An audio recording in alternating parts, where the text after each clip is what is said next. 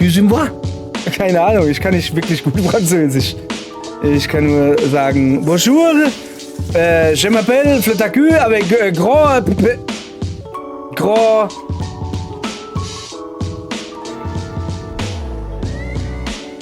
Ich suche gerade ein anderes französisches Wort außer Penis.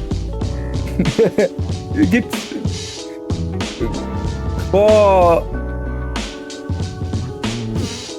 Busch.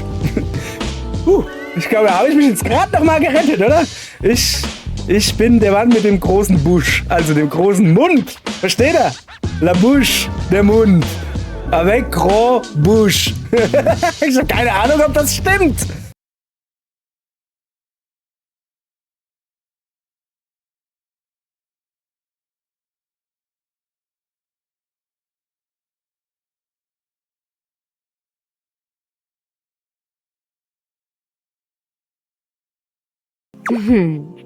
I'm not sure if that sounds appealing or disgusting. Ich bin mir da auch nicht sicher. Aber egal. Pudding can be sexy, but maybe not in that amount.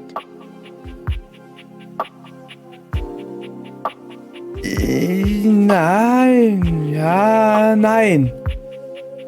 Wenig Pudding kann sexy sein, aber sehr viel Pudding kann auch sexy sein. Wenn ihr versteht, was ich meine.